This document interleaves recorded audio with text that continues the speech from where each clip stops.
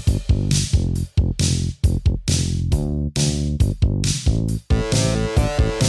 got you into a Remington party. What's my thanks? It's on the hallway carpet. I got paid in puke. Lick it up, baby.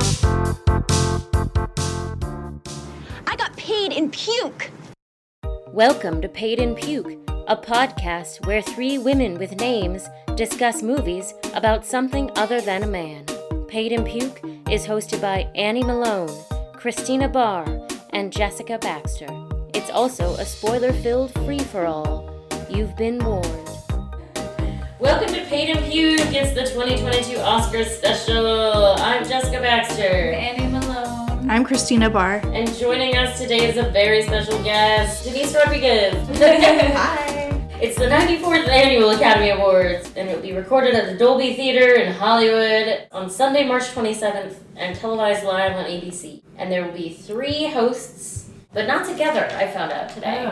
Regina Hall, Amy Schumer, and Wanda Sykes are going to be each hosting a third. Weird. I find that very strange. It's quoted as a strategy to lure a broader audience. Oh yeah, they're Nobody watches the there's Oscars. They just have to accept it. Nobody watches. I know. Like that's the thing. Is like the only people who watch the Oscars are the people who are going to watch the Oscars no matter what. You know, Right. We're gonna watch, but it's not because of these three hosts, right? Right. You know, anybody who's watching it was already gonna watch. I think they just have to accept that it's not something you're gonna get people to. You know, like the year that it was James Franco and Anne Hathaway. Yeah. Anne, I must say, you look so beautiful and so hip. Oh, thank you, James. Yeah. You look very appealing to a younger demographic Thank as well. you. That was also to lure a younger audience, and it was pretty bad. yeah. Yeah, and that was the last time they had multiple hosts, actually. That was 2011. You have been talking with us about Oscar movies for quite some time. I know that you're always really into the Oscars and Oscar season and seeing all the movies. How long have you been doing that? I am not sure. A friend and I went to an Oscars party many years ago and realized that we were terrible people because we were shushing people at a party because we wanted to hear the speeches and hear who the winners are, and we were like, oh my God, we can't hear. And so we vowed that we would forever just watch the Oscars, just us, so that nobody would be talking during things. And that's kind of when this started for me of like, okay, I'm going to try and see all the movies because I like winning, and when we have our Oscars pool of like predicting who's going to win, it helps if you've seen the movies. So I think we just talked about this recently. Hi, Stephanie. And I think we figured out it's been like 15 years. Wow. Oh wow. Yeah. And some years I don't see all the movies, but this year I'm going to get it. That's awesome. Nice. We don't see all the movies, Yeah. actually. We do try, but like I don't put a lot of money into it, and there are movies that I'm like, whatever, I know I probably wouldn't like it anyway. Like, anytime Aaron Sorkin throws something out there, like, Yeah. don't need to see it to know it's probably not my thing. I used to see all the movies for sure before kids, and then there used to be only 5 movies. That too. I mean, there's other categories and stuff. Well, too, I mean, but- yeah. I would try to see all the Best Picture nominees back in the day, and then I stopped. I have a no FOMO thing, so I'm like, Right. but I just can't see everything. Yeah, there's so much content, so little time. Yeah, and now there's like 10 nominees in that category, and I have not seen most of these. I just full disclosure. Yeah.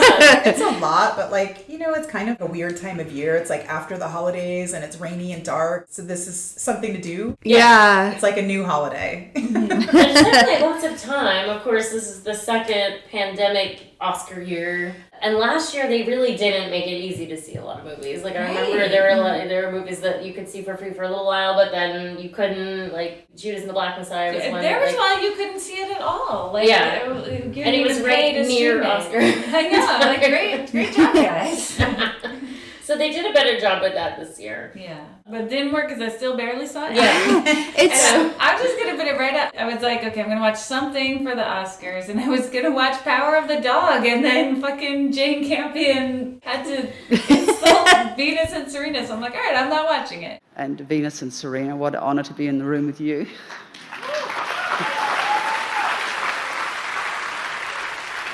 I've taken up tennis.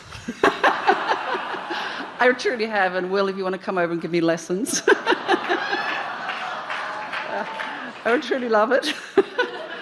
And you know, Serena and Venus, you are such marvels. However, you do not play against the guys like I have to. And then it was also like recovering from daylight savings time. I just went to bed really early. But I was gonna watch Something. You almost watched Power of the Dog. Yeah. Okay. Yeah. Then when people tune in to Paid and Puke, it's The reason I did it was Jane Campion made that, that was some peak white feminism. Yeah. Can we talk about that? It really was. We're doing it now. Let's talk about it right now. Let's just talk about I it. kind of wanted to watch it eventually, but then I heard that like one of the maybe it's Benedict Cumberbatch. He's like cruel, but he's like I don't know. I'm just very like I do not want to watch somebody be cruel to someone. I don't know. Yeah. I was like I need to be in the right mood to watch this, and everybody said it's so good. That kind of put me over the edge too. I'm like, never mind. I don't need to see it. This was one of those movies that I was dreading. And I mean, I might see most of the Oscars movies, but usually there's movies that I would never go see if it wasn't nominated for an Oscar. So this was like, okay, I'm going to watch this one. And I was worried about that cruelty factor. I thought it would be triggering. Like if you have that in your background or a victim of bullying, it could be hard to watch. So I did the thing where I read the whole plot ahead of time to sort of screen it and then decided I could live with it. And then I was glad I did because as you're watching the movie, there's all these signs you would not pick up on if you did not already know what was going to happen at the end. So I had to watch it in 2 nights, not just because it was long, which is definitely one reason why I often watch movies over 2 nights, but because it was like a lot to take. He's just such a raging asshole to everyone. And the people he's an asshole to are all really nice. Like his brother is kind of the one who pushes back the most, and even him, Jesse Plemons. Even he is like, explain to him why he should be a little more tolerant. And Benedict Cumberbatch is just like throwing the double birds, basically. 25 years ago, where were you, Georgie boy? With you? I'll tell you. Chubby know nothing, too dumb to get through college. People helped you, fatso. One person in particular taught you and me ranching, so we damn well succeeded. Bronco Henry.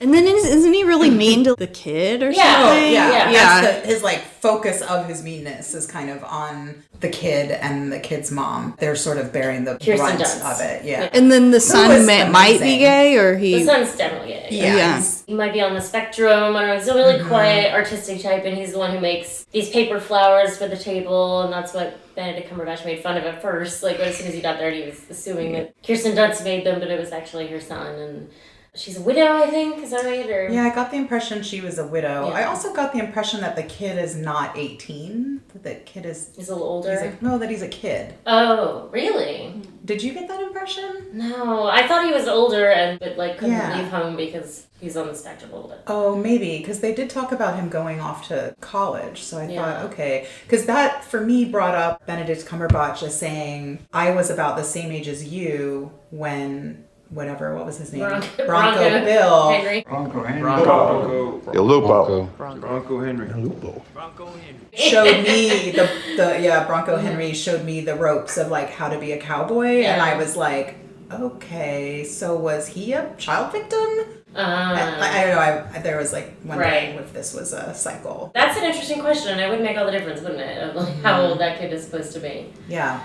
Yeah. But the movie is like beautifully shot. I mean, definitely has like an Oscar mood. When you watch this movie, you're like, this is an Oscar winner. Like, Yeah. And I really could watch Kirsten Dunst just frown at the screen for an hour. I saw a clip where she's teaching Jesse Plemons to dance, and it's on top of a mountain or something. Don't think. 1, 2, 3, to the side. 1, 2, 3, and back. 1, 2, 3. Told you I'd teach you. Like, oh wow, that looks like a Oscar-y scene. I don't know. It's supposed to be Montana, but it's actually New Zealand. New Zealand is gorgeous. Right. I was like, Montana's so beautiful. And Burgess is like, that's New Zealand. I went, oh. It could be Montana or Mordor. Yeah. It's so versatile. Yeah, I mean, I thought her performance in that was stellar. Probably like her best work ever. And it's a shame that she was not nominated. I thought she should be. Was she not? I thought she was. Oh, was she? Oh, she was. No, she was. Yeah, she was nominated. Okay. I don't think she's going to win. No. But she was nominated. Oh, yeah, in supporting. I was thinking leading, but yeah. I really like her in Fargo season 2. That's my personal favorite, but then I also always really loved her. I mean, I fell in love with her in Eternal Sunshine. I just watched that. Yeah. I watched that a lot. She's something special. She's great. She's great in everything. I mean, I love her in Dick. I mean, I've never not liked her in something. And she's very versatile. All the movies we just mentioned are so completely different from one another, and she can do it all. But I think, to go back to your original point, I feel like now this Best Picture thing is kind of blown wide open because I think she really shot herself in the foot doing that. Yeah. Yeah, she did. She set herself on fire. When is the voting done? You were Googling that we earlier. Googled it, and it starts March 17th, and it only runs through the 22nd. Okay. But it's Thursday, so that just happened on Sunday, Yeah. and, right? Sunday, and then the voting starts Thursday, so I feel like that's going to be fresh in people's mind. Like you said, peak white feminism, yeah. Or she could win and she'll definitely make it a part of her speech or something like that. Ooh. Like to apologize. Because the Oscar voters aren't really known for being all that woke, so it's like maybe, Yeah. maybe they weren't bothered. Yeah, maybe they weren't bothered. Are we talking like for Best Director? Well, any of it, really. Who's she up against? She's up against... It's a lot of people who are like a real big deal this year. Yeah.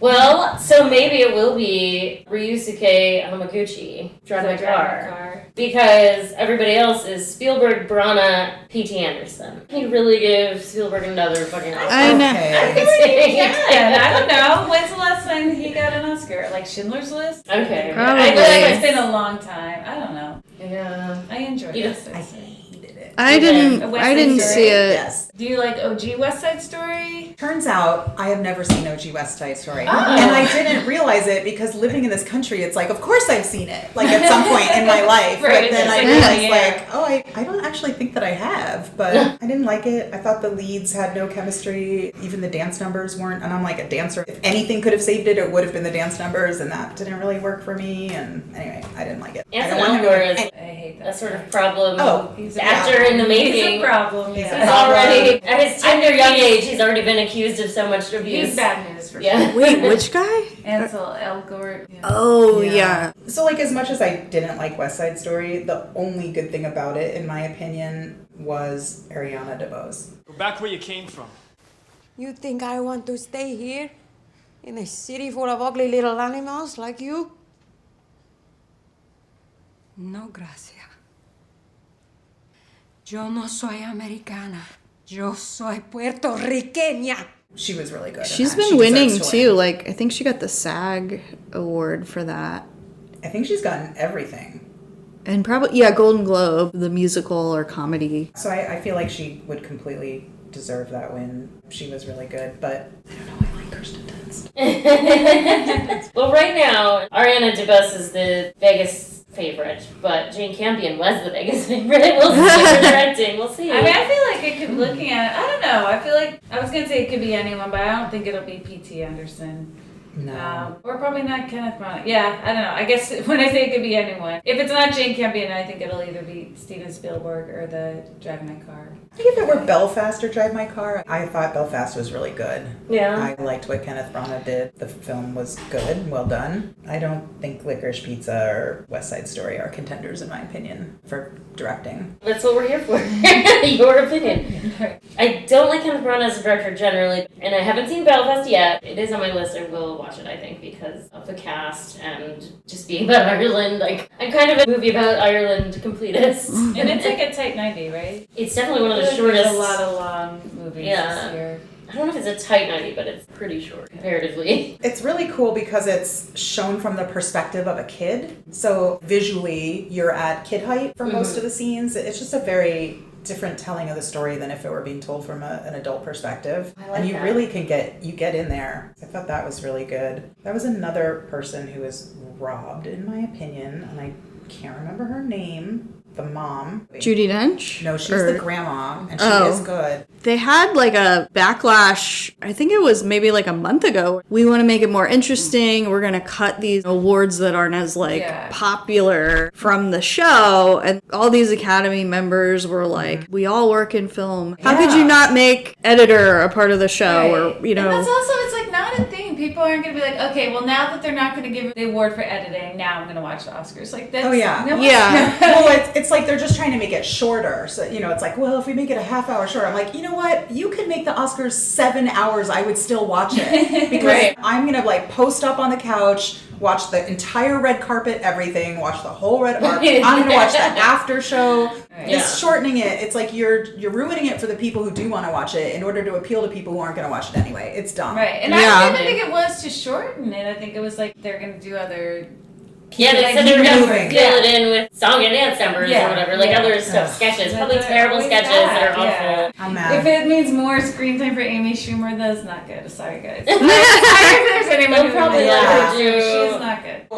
Guillermo del Toro came out and said, this is a horrible idea and I don't support it. Steven Spielberg, there's been quite a few of the Best Director nominees and like, you know, people who weren't paying attention to in Hollywood who've come out and said like, this is terrible and we hate this idea. But the Academy's like, yeah, we're still doing it. Or I don't know, maybe it's NBC. Well, this is the network. Yeah, it's NBC actually is the one who really pushed. I mean, they kind of, I don't know if they would ever do this, but they're like, we're not going to do it if you don't concede to our demands. Like, we're going to not air the Oscars. I don't fucking believe you, but they did not call their bluff. They should go rogue, man. It's a live show, you know? They should just like give them fucking editing awards. Right. Like, what's NBC going to do about it? You know? Well, one of my all-time favorite... They're going to put Laverne and Shirley reruns.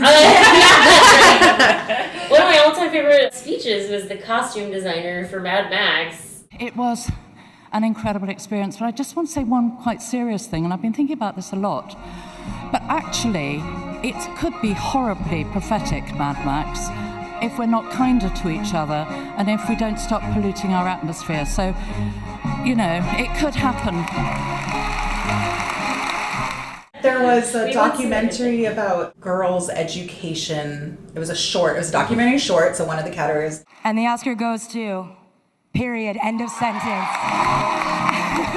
I share this with teachers and with students around the world. A period should end a sentence, not a girl's education.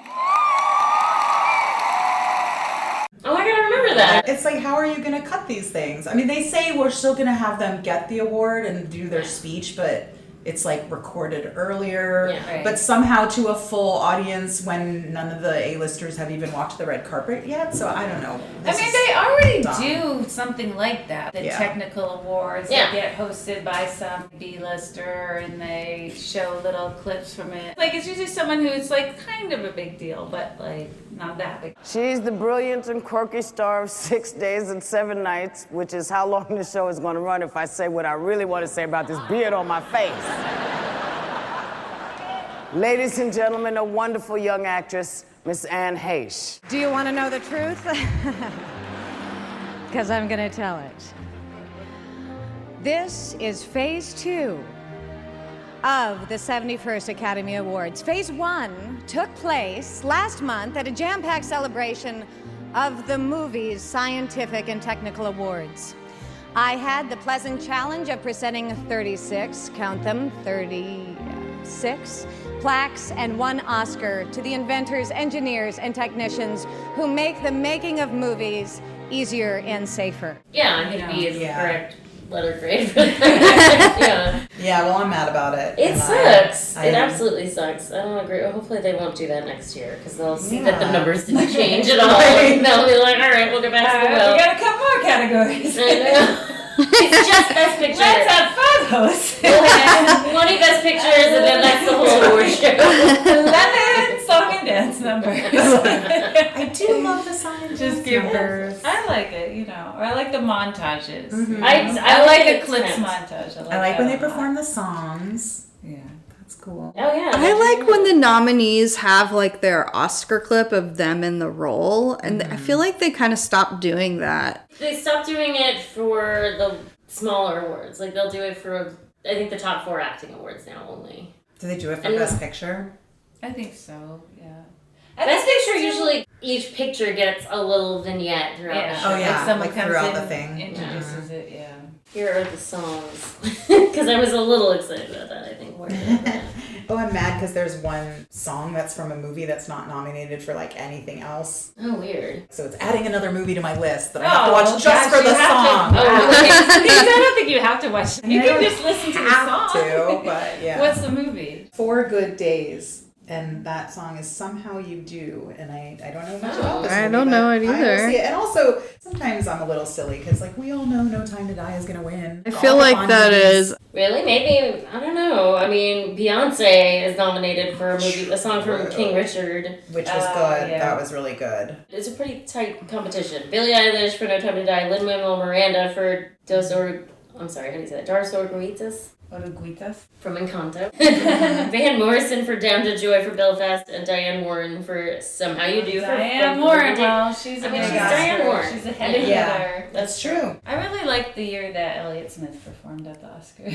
It's funny because he hated it. So long ago. Yeah. The 2 tickets torn in half and a lot and nothing to do. Do you miss me? Miss misery like you say you do. I know you'd rather see me gone than to see me the way that I am when I am in the life anyway. All the other best songs were like so Hollywoody, and then there was just this guy with his guitar. Right. Yeah. Like there was no way in fucking hell that he would let it. I mean, he was probably gonna like probably the best song though.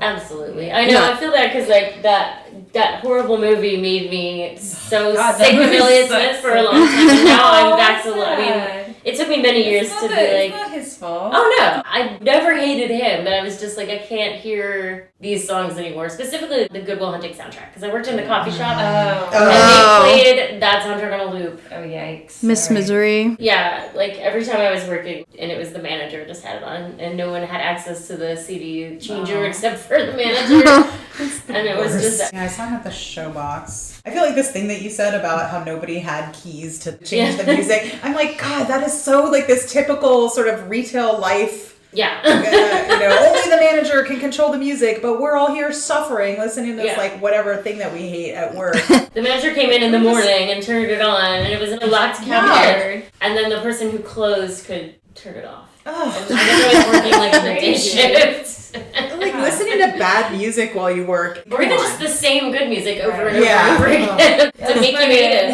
I'm sorry you had to go through that. I used to work at the Tower Books in Tacoma. We could play whatever. Well, there was like limits to what we were allowed to play, but when they made me take home the Priscilla Queen of the Desert soundtrack because I just played it constantly.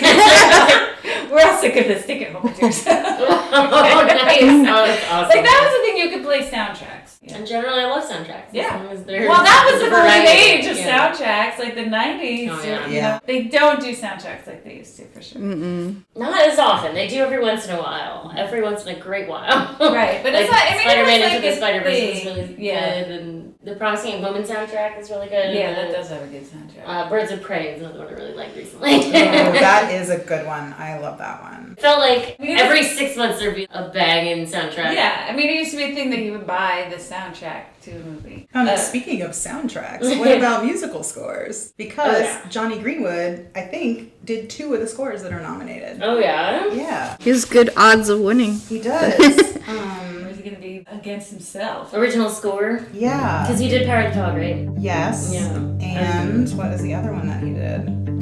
It has to be either Parallel Mothers or Don't Look Up. Oh, look, he did Licorice Pizza, Spencer, Power of the Dog. Whoa. Oh, he's not nominated for those, though. No, but anyway, he's doing scores now. Wow. There's a little rock connection to the scores. Yeah. If you really want to get nerdy, on King FM, I don't know if they do this anymore, but they have a show on Sundays where they play music scores from movies. And leading up to the Oscars, they do the Oscar-nominated scores. So, like, you can listen to them. That's cool. Oh, nice. I think the Dune score was very dramatic and fit. I really liked with it. that. I loved that movie. And I did notice the Power of the Dog. Burgos didn't like the score on that. He was like, I knew immediately it was Johnny Greenwood, and I was like, all right, I get it, Johnny Greenwood. Okay, I don't know who Johnny Greenwood is. From Radiohead. Yeah. You know my feelings. I guess I understand why you wouldn't like it. I loved his score for Phantom Thread. He did the score for Phantom Thread, which was a movie I really enjoyed. What was that, like 4 years ago or 3 years ago? Anyway, that was a really great one. If you haven't seen it, see it. Daniel Day-Lewis. Daniel Day-Lewis. Oh. He just is so actory. He's such an actory actor. Yeah, it's a lot. I wish that he would dial back a little bit, because I feel like he wasn't always like that. He used to be more restrained. That's happened to a lot of actors. And no one stops them because they're like, you're so good. They keep throwing awards at them. Right. So then they just go bigger and bigger. They're just like enablers. Yeah, totally. Did he retire from That was his acting? last That was, role. or he He was said, like, yeah. Oh, really? I wondered if he was going to stick to that or if they would pull him back in somehow. I wonder if he tried doing it a less exhausting way, if he would make it Yeah. way more. Like, you don't have to live as your character for 6 months. Do you know that? Has anyone told you that? You can actually take would tell you. take showers. It's okay. Go out to lunch with Arpats. Oh my gosh. I would love Arpats to start being like a Hollywood mentor. This is what a movie star should be like. Super cool, chill, not an exhausting person. I barely remember what this movie is. I knew my lines and I showed up and I did what they told me to do, how and sometimes I was insisting about when it. they told him to work out, and he's like, of course I will. I fucking love that. And you know I love him what? so much. I don't think he ever made this point, but Michael Keaton didn't work out for his Batman role either. Right. And who started that? Who I hate decided that you have That's to a get shit like I hate weirdly so beefed? much too. It's like it's a different kind of eating disorder that is celebrated. That someone gets super crazy jacked for something, and it's just. Like, I actually feel super bad for Kumail Nanjiani because I feel like that's gonna hit him hard. I feel like getting like the flat. Weird. Weird. I wonder what's different about him and all the other people that did it for like Marvel movies. Right. He got so much blowback. I didn't know he got blowback for it. He still works out, right? Or Yeah. he's still really into it, right? He's still really into it. Now he's like kind of addicted to working out, which I'm... And steroids, probably. I just don't like this in general, like an actor or actress changing their weight for a film. And I mean, that's like a whole other thing. Yeah. You know, as if there's not like drugs involved. You know, like Renee Zellweger putting on 20 pounds to be Bridget Jones. And then it's like, oh, how did she get so skinny 5 minutes later? You know? Don't worry, it was just by healthy diet and exercise. I'm sure. Or also like a really fun, I know, I'm sorry. I'm Eating just like a gonna say normal one more person thing. for like Right. 2 weeks, and then now Right. she's like a size 10. But they act like she's like, yeah. And then also that part too, like Charlize Theron, like, oh, I had to wake myself up and make myself eat Big Macs in the middle of the night to put on weight for this movie. Because, you know, fat people, they just are constantly eating junk food all the time. That's the only way you can put on weight. So much fun. So it's okay to judge them. Yeah, and then you have actors like Christian Bale that is known for that and constantly rewarded for He it. full on has an eating disorder. It does. That always bothers me too with men when it's like, you know, Joaquin Phoenix, like, oh, look, he got so skinny for this movie. It's like, yeah, you see starving women on film all the time, but it's just normalized. He's drastically underweight because he's under eating and all fucked up for this movie. How unusual. Right. Give him an award. You've never seen Give something the man like an that. award. Yeah. What a sacrifice. Yeah. Commend him for this unusual sacrifice that no Right. one has ever had to do. Woo! Yeah, I feel like that's a whole That is other a whole special other thing. Let's see what else. All Oh, right, here's some okay. fun. I feel like we're so disorganized. This is like kind of a hot mess, but that's okay. It's fun. Hopefully, We'll just get It's everything out and organic. then we'll do the big category. Just say it's Yeah. organic. Say what's It in is. Yeah. Maybe he'll do what Ryan does with his Oscar special and X-rated and just like not edit it at all. Just dump it out there and good luck everybody. I don't know. We'll May see. the force be with you. I hope they're listening. I'm not going to say which one of you I love more. Oh. I know, because I don't know if well, gosh, maybe I do love one more than the other. Oh my I God, love them girl. both so much. It's like saying infinity plus one. It is like that. Let's see, there's some fun presenters. Lady Gaga, I hope she does her accent. Zoe Kravitz. Oh, I hope she like almost bones Bradley Cooper again just for fun. Oh yeah, that was really He's not fun there to anymore, watch. so I think that was all him being like, I think that she broke his heart and good. I'm not like feeling bad for him, but I really do have a theory. Okay. She got divorced and he was like, oh, it's a sign. I need to leave my wife so that we can be together. And she was like, Bradley, that's not what I was doing. I really do think that's what happened. Have you seen Really? Licorice Pizza? No, I was Oh my going to the God. other day and it's like, I Not my favorite of the bunch, but Bradley Cooper is like the best thing in the movie. He's in 2 scenes, and they are the best things ever. Oh. It's ridiculous. I was kind of expecting he would get nominated. Totally. Did you see it? I didn't see it, but he got nominated for other stuff from it. But wow, 2 scenes? Yeah, he's in 2 scenes. The whole movie's just kind of like He plays a real person, meandering. right? I don't know if that's a real person. I think it is. John Peters, right? Do you know who I am? Yeah. Do you know who my girlfriend is? Barbara Streisand? Barbara Streisand. Sand. Sand, yeah, like sands. Like the ocean, like Barbara beaches. Streisand? No, like Streisand. Sand. Streisand. Streisand. Barbara Streisand. Barbara Streisand. Oh, okay. So, yeah. Now I can see He's that. very That would intense. probably be right. Yeah. It's a lot. He's a lot. But Yeah. it's like I vaguely the best thing remember in the him. movie. I think he probably is a lot. I think that's like, they're like, let's get Bradley Cooper to do his Bradley Cooper thing. Just play yourself. Yeah.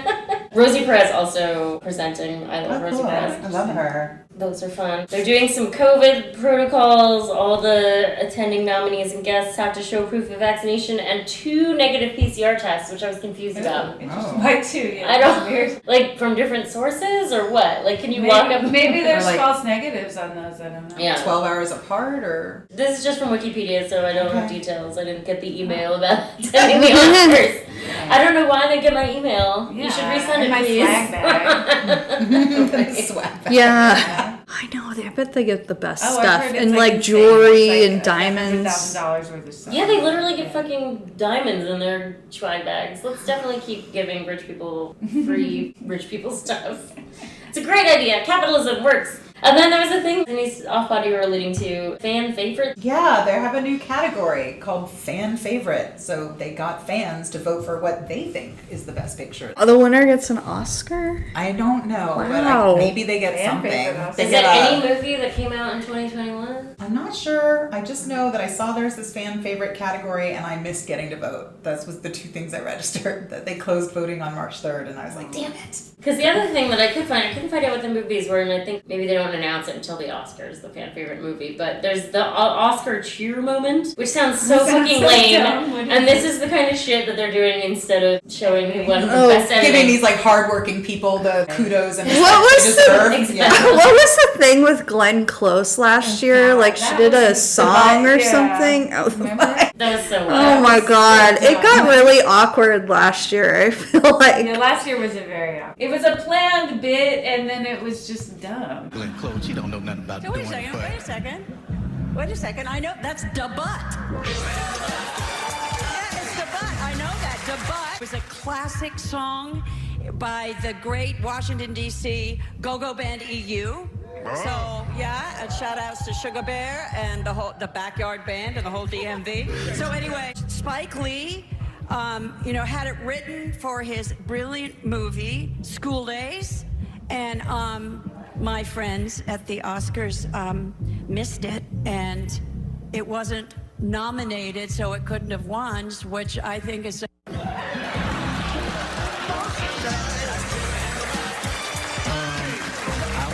Expecting that at all, that you knew the butt. It's like, why are we doing this? I know. Wait, who is this for? That was a real who is this for moment. Right. I think I'm scarred for life just hearing about it. Yeah. It's for my stepmother, maybe. Traumatized. Did you not watch last year, Denise? I feel like I maybe didn't. I don't know. I was trying to think if I did or not, and I can't remember because COVID times, and I have no memory. Was that 3 years ago? Was it last year? I don't One know. of the really awkward things last year was they saved Best Actor for the last thing, thinking it was going to be Chadwick Boseman. Yes, Oh, and then it was yeah. Anthony Hopkins, Who wasn't there? Yes! Why he? I did watch last year Right. because I remember that. Yeah. And I was And like, not no. just the reason that he wasn't there, it's like there were a couple of people on Zoom in locations or something, and he didn't want to do that. And Steven Soderbergh was the one who produced it or directed it last year, and he had a vision, and he was like, I don't want to do a Zoom. You can either be in one of these locations or you're not there. Yeah. It was was like, Yeah. his say won over Anthony Hopkins' say, so that's why he wasn't there. So then it was like, they saved Best Actor for last, thinking it would be Chadwick Boseman. And then it was fucking Anthony Hopkins, and then it's like, well, he's not here. Good night, everybody. That was so weird. They just showed a picture of him. So the nominees for actor are Anthony Hopkins, the father, Riz Ahmed, Sound of Metal, Chadwick Boseman, Ma Rainey's Black Bottom, Gary Oldman, Mank, Stephen Yeun, Minari. And the Academy Award for actor goes to Anthony Hopkins, the father. The Academy congratulates Anthony Hopkins and accepts the Oscar on his behalf. Thank you. That was so weird. Well, let's see. Before we do the categories, should we do the in memoriams? Yeah, let's do that. Okay. I love to bet about the hammer in the in memoriam, which is the last person in the in memoriam segment. As usual, the road to the Oscars is wild. When William Hurt first died, I was like, shoo-in for the hammer. And then immediately afterwards, some wonderful person was like, oh yeah, remember how he totally abused and literally beat up Marlee Matlin when she was 21 years old? She wrote a book about it, and everyone was like, oh, what a tumultuous relationship they had. Right, when she was 19 and he was 35, Yeah. first of all. I don't know. I also remember before that, he had this very drawn-out legal battle with an ex about their child. I remember that being on, like, the nightly news on TV. Oh, Jesus, really? Wow. Yeah. But, you know, you can be in a drawn-out legal battle with an ex-spouse and be a lovely person. True. But you, True. Very you know. true. But usually there's only one. I don't think two lovely people can be in an ugly legal battle together. That That tracks. seems less likely. That doesn't make sense. That definitely tracks, yeah. Yeah. But I think the hammer will be, I'm always wrong, just so you know, but when we were talking about people, I think it would be Sidney Poitier. That seems right to me. I was 100% confident that it is going to be Betty White until we talked. Now I'm like, oh, maybe Sidney Poitier. I wouldn't be surprised if she was a snub. Really? Yeah, she's TV. Betty? She's TV. That will definitely be a prop bet that you Hello, can have. I'll take Betty White was in The Proposal, one of the best films ever made. Maybe it's like if you've ever been in a movie. It's not always There's though. lots of people Because Jessica Walter. Yeah, Oh. Jessica Walter was Yeah. in Play Misty for me, you know, and like, Oh, yeah. they love Clint Eastwood. They do love Clint Eastwood. So, I mean, if she was snubbed. They're weird about that kind of stuff. They are so really weird. Luke Perry was in Buffy the Vampire Slayer. Right. Luke Perry was in Once Upon a Time in Hollywood, which Yeah. was one of the biggest shit, movies that right. year. Yeah, right? that's- He was still snubbed. That is a total snub. Do you ever feel like if somebody dies too close to Oscars, they're like, it's just too late. We already did it. We already made it. Already put the cut in. Yeah. It's done. No, it's in the it's can. the easiest Sorry. thing in the world to put someone that's fucking still in a montage. If they do it, it's because they don't want to. They a wanted to do it that snub. way. They wanted to snub. Somebody who was in charge made an executive decision, which is fucked up. But it happens. But I don't think they'll do that to Betty White. No. We're gonna be But it'll be a prop bet. It'll be a prop bet for sure. That's I'm for sure picking that box. Yeah. But lots of points on it. I mean, Charles Grodin, I love Charles Grodin I so love much. him. And you tell Sarah that you and I are the best of friends. We are, aren't we? Shut up. But if you even look at me funny, if you do one thing that I find weird, which is, you know, like your middle name, see, you're doing it right now. Can you just act like a human boy for 1 minute here? Look at me like a person. You can't do it for more than a few seconds. Look at me like a human boy. Don't mess around with me. You're going to be back on that plane. You understand me? I understand that I love you. All right. Let it go. Let it go. Let it go. I was trying to say, because Mike Nesmith also way up there for me in terms of people who I was the saddest about. You're saying happy birthday, and you're jumping out of the wall, and it's scaring me to death, and it's some kind of a big joke, and I'm supposed to be happy about that. Oh, come on, Mike. Be a good sport. Well, who needs it? Happy birthday. Ha! And I'll tell you something else, too. The same thing goes for Christmas. I mean, I love Betty White so much, but she was very old. Yeah. All our children were conceived on special St. Olaf holidays. Adam was conceived on the day of the Princess Pig when they had the pig crowning. And Janella was conceived on Hay Day. That's the day we St. Olafians celebrate hay. Then there was the day of the wheat when everybody came to town dressed as sandwiches. Charlie and I forgot to put cheese between us, and before I knew it, there was Kirsten. And Michael K. Williams might be a snub because he was mostly known for television. Maybe. Yo, son, come on. Yo, Omar coming, man. Oh, shit.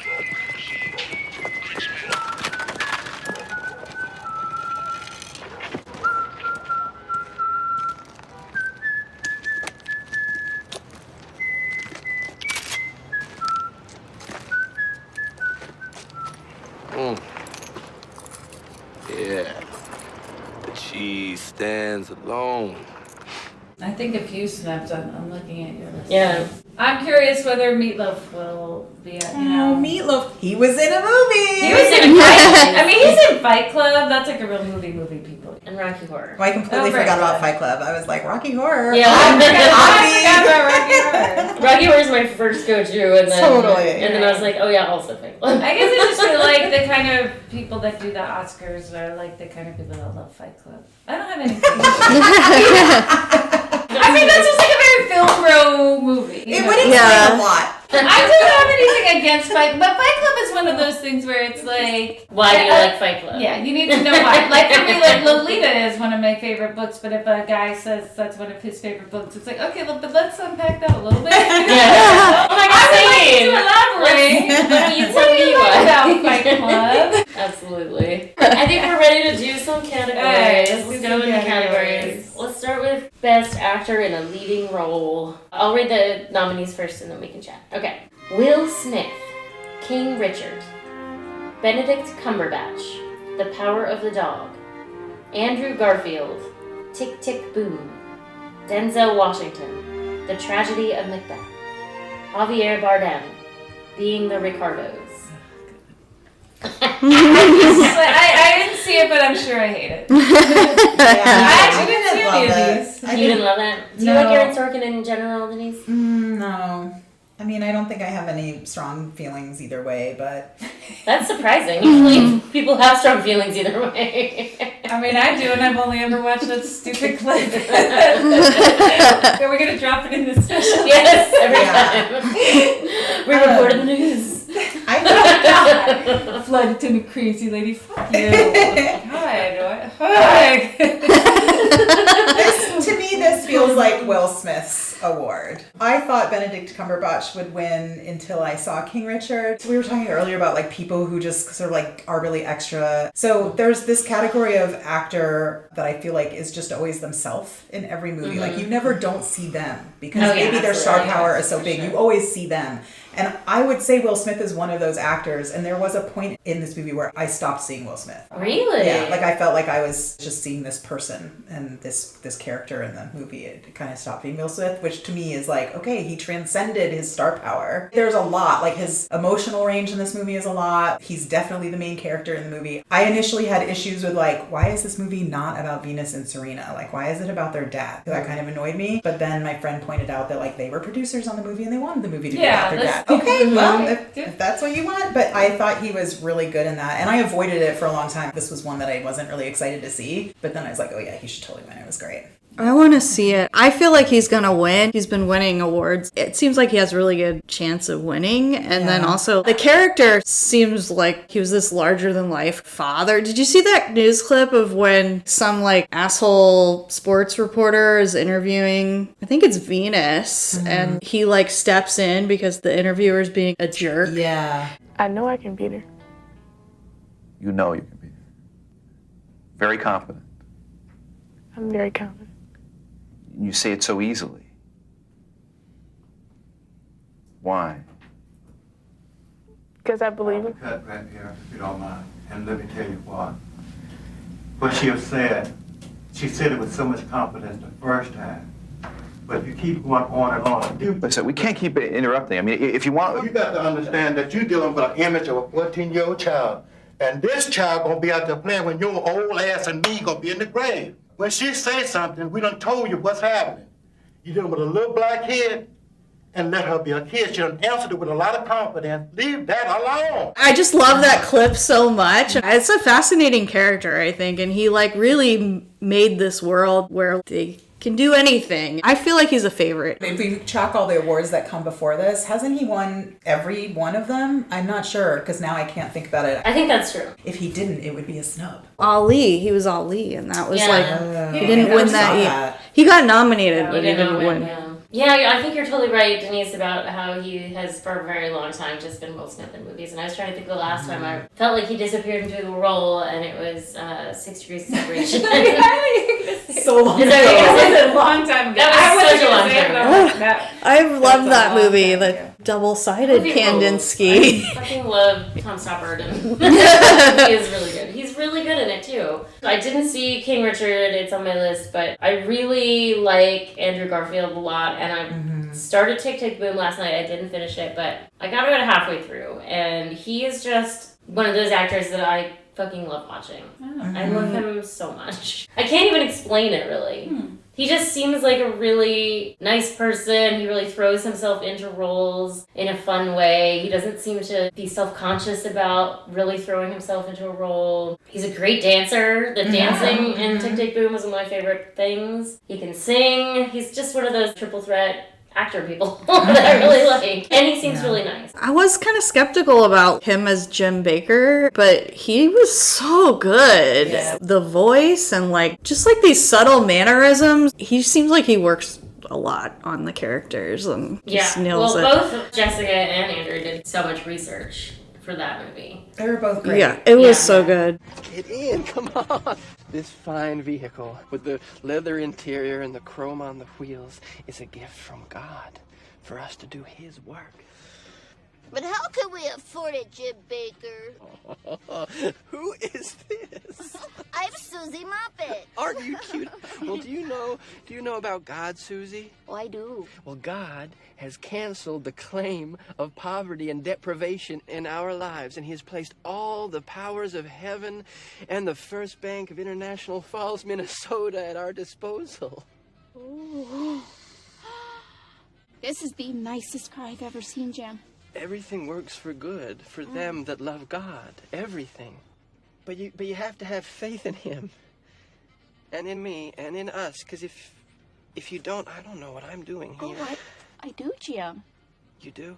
It is also amazing that he did Tick, Tick, Boom. Like, he's in 2 movies this year, and they're both so different. His character in those are so different. Showers in the kitchen, there might be some soap. Dishes in the sink, brush your teeth if you can cope.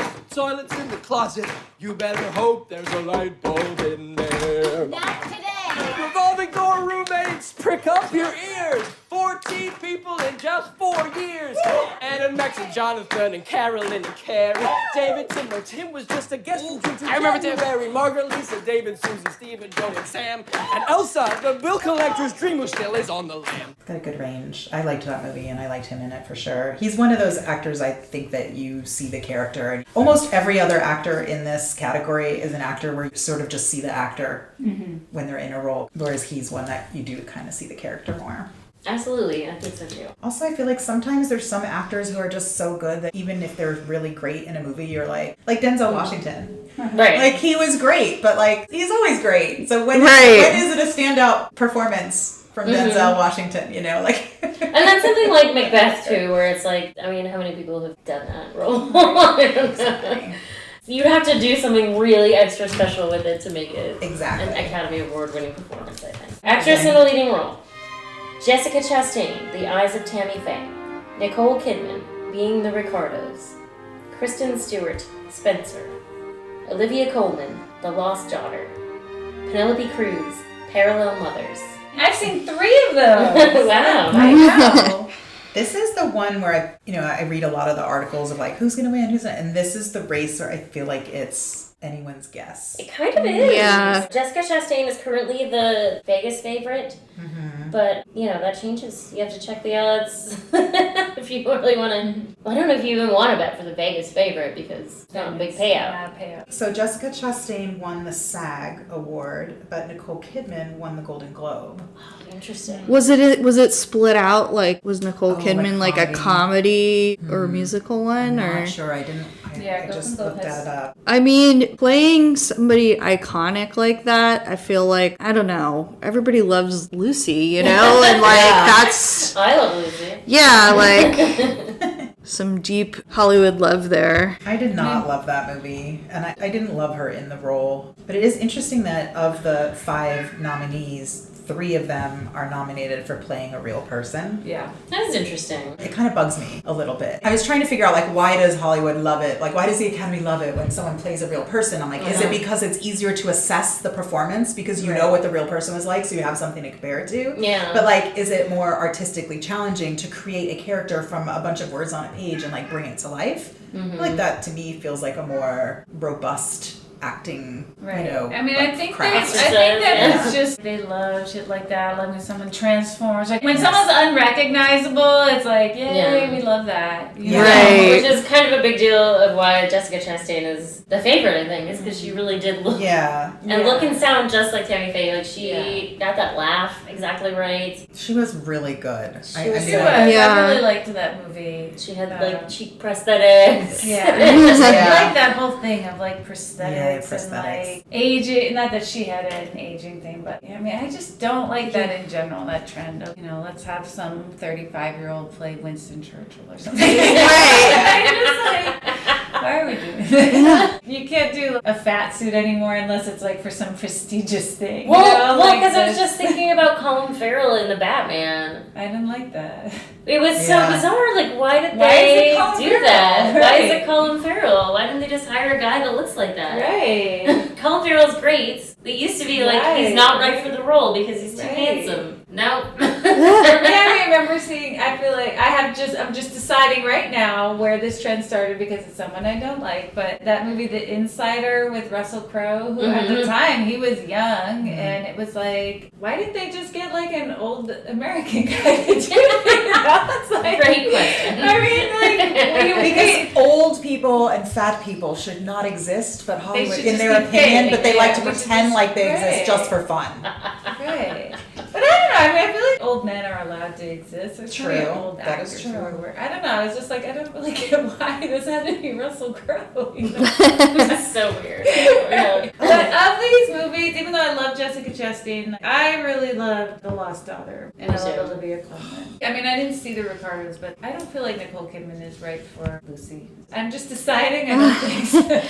You know, I think that was their angle. Their angle was like, let's get in somebody that you would never imagine would possibly play Lucille Ball. Why? And then everyone will just come to see it like, you know, did she really pull it off? I read that Lucille Ball's daughter, they had secured Cate Blanchett to play Lucy, and it just didn't work out for like scheduling, and she was crushed that Cate Blanchett didn't play her. But she ended up being happy with it. But See, I would have loved to see Cate Kate Blanchett. Blanchett doesn't look anything like Lucy either, but she has just such better comedic chops. Like, Right. I don't Yeah, actually like, think it Nicole might be. Kidman's a great comedic actress. That's what I'm saying. I'm not saying because she doesn't look like her. Like as an actress, like the way she is. She's like a Well, let's just get a different blonde Australian if we can't get Kate Blanchett. That's kind of what they did. Like, what about Naomi Watts? Now she's also busy. My friends and I watched The Lost Daughter, and we all were kind of like, wished we had our time back. Wow.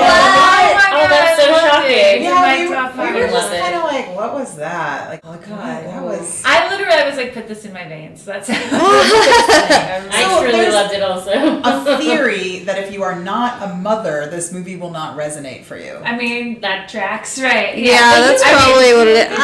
I liked it. I don't.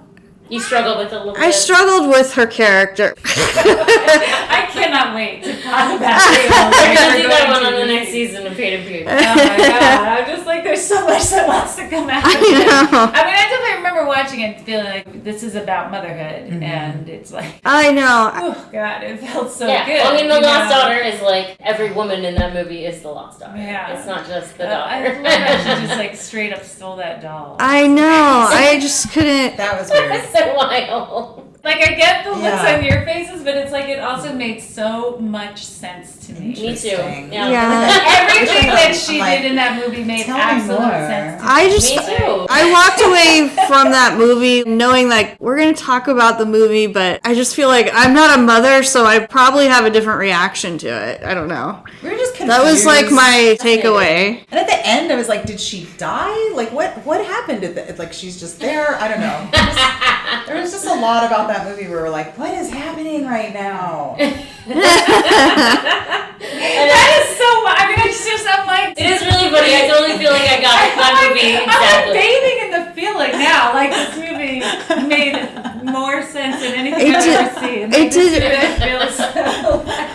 Yeah, I can't wait to talk about it. I feel like I could go on. I want to say Penelope Cruz was amazing in Parallel Mothers. Okay. That's on my list. Really I good. love Almodovar. Yeah. I just haven't gotten around to it. It's been hard to see. It's like the two that I didn't see in that category. I feel like I know how I feel about them without seeing. I know I wouldn't like being the Ricardos, and I'm sure Parallel Mothers is good. It's like, oh yeah, Penelope Cruz and Almodovar, they're great. Yeah. Yeah, and it's like almost like a more mature Almodovar, and obviously like she's his muse, but I thought she was really great. The film is really interesting. Also centers on motherhood. Yeah, he loves writing about his mother. Yeah, he's working some shit out. Yeah. I loved Kristen Stewart. I think that Jessica Chastain is gonna win, and she was amazing. I loved Spencer, and I loved her as Diana. I did not like Spencer very much. No. I was very surprised because I love Kristen Stewart and Diana and stories about Diana. So I was totally caught off guard by not liking it. Yeah, I don't feel like that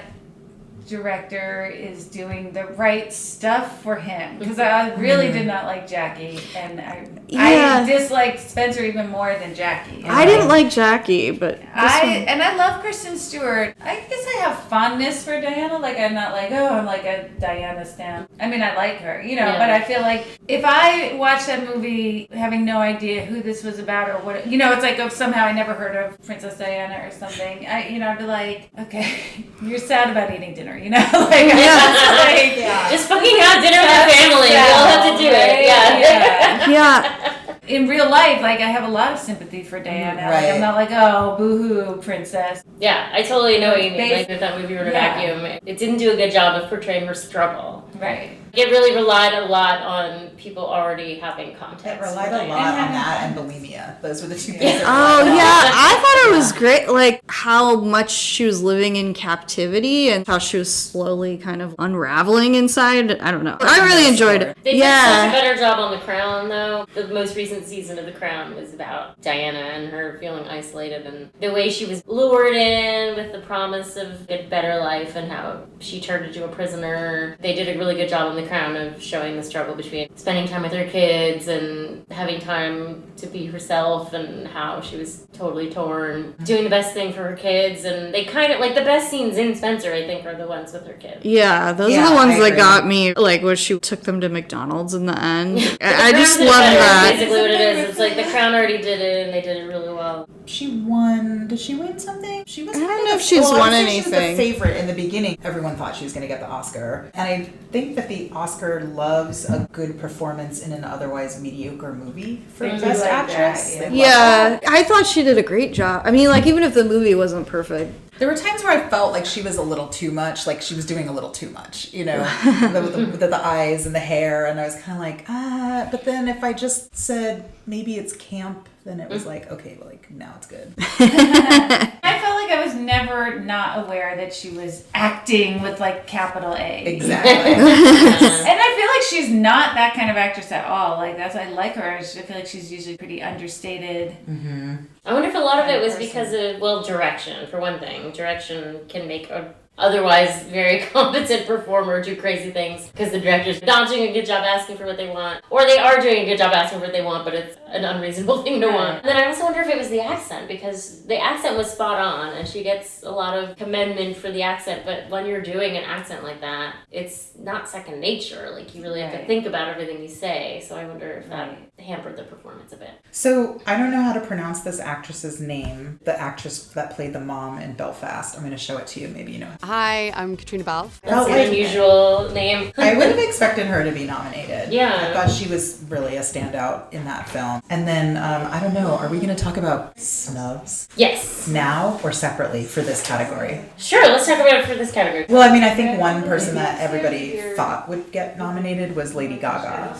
Oh, yeah. And she didn't get nominated. So Yeah. I've been wondering, like, was it a snub or was it just that people thought these performances were better and she didn't get nominated, you know? I mean, I thought she was terrible. You liked her? I was like, was she? No, I mean, the whole movie is terrible. Like, I read an article that was like, if you go into it thinking of the movie as camp, okay, that completely shifts your perspective, Yeah. and then you're like, yeah, this is camp. And she was like chewing that scenery to bits. As far as fakes go, they're pretty good. I mean, I'd buy them. Don't be such a cretin. Don't call me a cretin, sweetie. That's not what I said. I asked you not to be one. This is serious. And you're laughing it off. At least it's my name on the mugs, not yours. Our name, sweetie, on Jack. Actually, with a capital A. Yeah. It's very campy. And I mean, so I think in that regard, it was fitting for the movie. I personally didn't see it as someone that should get nominated for a Best Actress award. Yeah. But a lot of people are talking about it like she was snubbed. So Wow, it's curious. interesting. And she did get nominated for pretty much everything else. So is that a snub? Like if you get nominated for all the other lead up awards but not this one? That seems like a pretty That is a snub, yeah. pretty obvious omission then. I Yeah. feel like historically, a lot of times the Oscars do not like a rock star performance. Like everyone thought Courtney Love was going to get nominated for that Flip movie. Mhm. And Madonna didn't get nominated for Evita, you know. Or for Desperately Seeking Susan, which is a Which is a good I love that movie. That movie's good. She's so hot. That is hot. I mean, she's had so many looks. peak but that is Madonna. absolute That is hottest my Madonna. favorite Madonna. Yeah. I thought maybe the two women who were in Passing, Ruth Negga and Tessa Thompson. That was Tessa a full-on Thompson. snub. That whole movie got snubbed. It didn't get nominated for anything, and it absolutely And should have. Rebecca Hall, she Yeah. wrote that adaptation and did such a beautiful job directing it. I'm really surprised And she didn't get like an adaptation. It was beautiful movie and nothing. Nothing. It was a snub, and that's a snub in my opinion. I was It- like, they definitely should have both been nominated. I guess it was a novel in the 20s, but Oh, Rebecca really? Hall adapted it. She didn't spend that much time on doing her screenplay adaptation, but I guess she found out later in life that her grandfather was black. It was like a secret, and knowing that added complexity to the story. It was such a good movie, too. I thought Yeah, for it was sure good. it was going to be nominated. I really like that one. So Burgess didn't like it because he thought the tone was too regional theater. Oh. Like how everyone's doing those mid-Atlantic accents. He was like, it was yeah. too distracting. After all these years, what would it matter if you found out that I was 1 or 2% colored, Well, you can turn as black as you please as far as I'm concerned. I know you're not colored. So you dislike Negroes, Mr. Bellew? No, not at all. I hate them. But not as much as Nick does, for all she's trying to turn into one. Well, she won't have them near her, not even as a maid. Have you ever known any Negroes? No. But I do know people who know them. And I read about them in the papers, of course. It's a terrible mess. Robbing, killing. It's sad, really. John, Renee doesn't want to hear about your pet perversions. I'm sorry, I didn't mean to bore you, Mrs. Redfield. But I really liked that. I don't know. It was interesting how he thought that was annoying, and I was like all in for the mid-Atlantic tone. You like that, though. I do really like that. I kind of like it too. It has like sort of a weird, I don't know, Woody Allen-y kind of like the fonts. There's like a font that's always I know used the in Woody Allen his. font, yeah. I don't know. It just reminded me of it. Like it had like that New York It's a vibe. New York dialogue. vibe, a busy New York. Yeah. So this is one of the things I looked up before coming here, because Ruth Negga got a nomination for the BAFTA, the Screen Actors Guild, and a Golden Globe Oh, yeah. for Best Supporting Actress, and did not get nominated for the Oscar. I feel like that's a snub. Oh yeah, her character. That was a fascinating character. Oh, but that's supporting. What about Alana Haim? Is that how you say her name? From Licorice Pizza? Oh, yeah, Oh, that's yeah. good. She's Yeah. She was really good in that movie. A rock star, though, like you said. Yeah. Yeah, she's in the band Heim. Okay, yeah, they don't like it. They don't like it. They do not. That's really interesting. Now I'm going to see that all the time. See it everywhere. Yeah. Let's do actress in a supporting role. Ariana DeBus. Or Debus. I think it's Debus. Ariana Debus. West Side Story. Kirsten Dunst, The Power of the Dog. Anjanou Ellis, King Richard. Jessie Buckley, The Lost Daughter. Judi Dench, Belfast. So who is Jessie Buckley in Lost Daughter? The younger version of Olivia Colman's character. Right. Oh, and she's the girl from I'm Thinking of Ending Things. Yes. Yeah. Okay. She was the best part of the movie, in my opinion. For In me. The Lost Daughter? Yeah, she was the best part. I fucking love Olivia Colman so much. Everything. I do too. I love Olivia Colman too. That's what was so like, what is up with this movie? Because I love her. It's like a kind of breakdown that mothers understand. Yeah. It's She's just having like, a breakdown I just that feel we like really it makes do. so much sense. I can't even. It's like, why is she breathing? You know? I totally fucking get it. I know, it's great. But Jessie Buckley's really good. She's also in Fargo. Yeah, she was really good. This one is the one I think Ariana has been pretty much sweeping everything, so it would be kind of a shock if she didn't win. Sounds like she was the best thing about West Side Story too. That's like seems like West Side everyone. Story was a perfectly fine movie. I mean, I like OG West Side Story a lot, and then this was like that, but without anyone in brown face. Yeah. You know? Yeah. Like, it was basically like just West Side Story without the with Puerto Ricans. problematic- With actual Puerto Ricans. The one thing I appreciated in the movie, besides seeing Rita Moreno and Ariana, however you say her last name, her Debus. performance, Debus, I did appreciate that they didn't translate any of the Spanish. Yeah. I did like that particular choice. That's cool. Yeah. So I've only seen 2 of the. I mean, I love Kristen Dunst. I didn't see that movie, but She was you know, terrific I in thought it. She was absolutely one of the best. Yeah, best things I about it. mean, I thought she kind of went really quickly from I married this guy and moved to his ranch and his brother's a jerk to like I'm a raging alcoholic hiding in the alley behind the house drinking an entire bottle of vodka when no one's looking. Yeah. That seemed to happen really quickly. And I thought I think there was a passage of time that we didn't see. Yeah, maybe there was some passage of time that didn't register, but I was like, that felt like a really abrupt transition. Yeah. But that's not her fault. Like, I'm like, that's not her fault. Yeah. That's like how they structured it. That's an editing issue. She did a great job going from like these different extremes, and the way she handled it was wonderful. I thought she was really great in that role. She was, and her drunk acting was really good too. It felt very natural. When I was little, I felt a chill in my spine when I heard the chalk squeak on a blackboard. Oh, Mrs. Merchant, that's who it was. She drew chalk stars by our names on the blackboard. I wonder why it was stars she gave us. Why not diamonds? Why not hearts? Why not spades? Why? I wonder why it was always stars. Because stars are supposed to be unreachable. Yes, but they weren't unreachable because she gave them to us. It was like a drunk person trying to pretend like they're not drunk. Right. She really got that. I like a good drink. Yeah. I mean, everybody in this did a good job. You know, it's like there nobody in here where I'm like, I don't know why they're nominated. This is one of those categories where I feel like, I don't know what the Vegas odds are, but I feel like they would consider it a done deal for Ariana. They absolutely do. Vegas is shorted. It's a Judi Dench is like the longest shot in the world. Oh yeah, I was wondering about like, has she won an Oscar before? Yes. She didn't. Oh, should have. Well, I'd say for Shakespeare in Love. She definitely did win for that. Yeah. She might have won. She's won a bunch. I think. Oh, okay. The nod to the seasoned actor. Yeah, she doesn't. The old lady in Titanic. Yeah, she doesn't need that thing. A lifetime achievement, essentially. Yeah. This is kind of going back to the best actress in a leading role. But one thing that I thought was interesting is that not a single actress nominated for a BAFTA was nominated for an Oscar in that category. There was literally no overlap at all. So if you're like, let's see who won these other awards, it's like a completely different list. So that was Joanna Scanlon for After Love, Tessa Thompson for Passing, Lady Gaga for House of Gucci, Alana Haim for Licorice Pizza, Renata Rains for the worst person in the world, and Amelia Jones for Coda.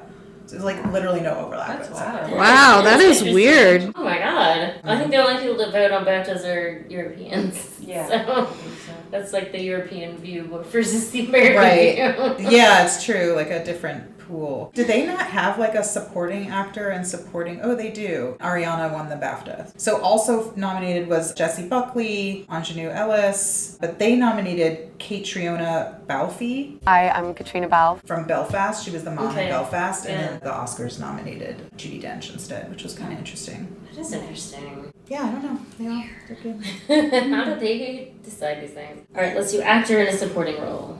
Troy Kotzer, Coda. He's my favorite. Oh.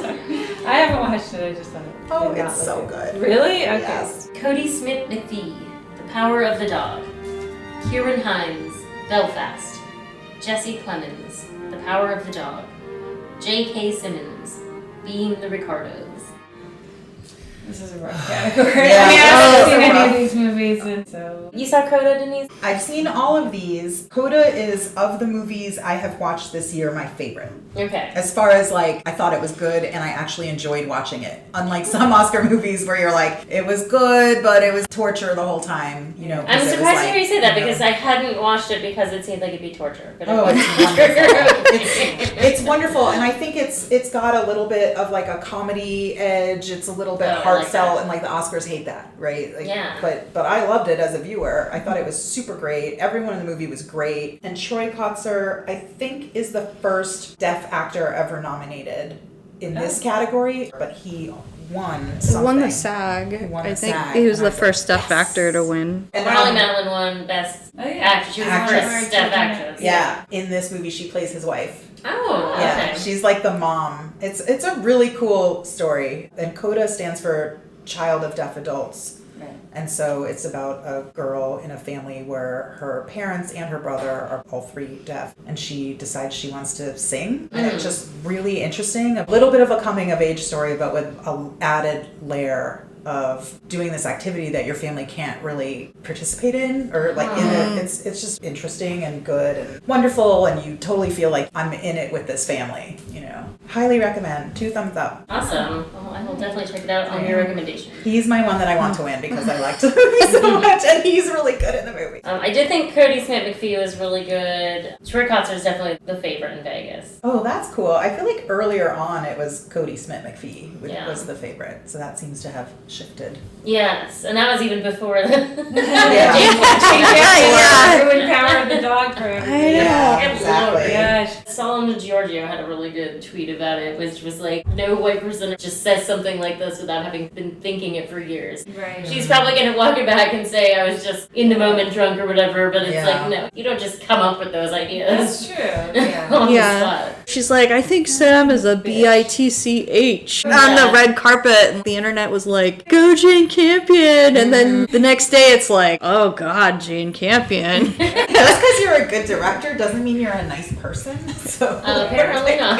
So I don't really follow tennis. Obviously, I am aware that both Venus and Serena are phenomenal, amazing, also smart businesswomen, cool people. But when I watched King Richard and you see everything Venus goes through trying to be a tennis player and the Right. racism that It's she's a sport for encountering white people, in it, you know? yeah, I mean, it really is like like- negates a lot of the challenges that they had to overcome Right. for Campion to say something like that. Yeah. Even if it were true that they don't have to play against men, it's Right.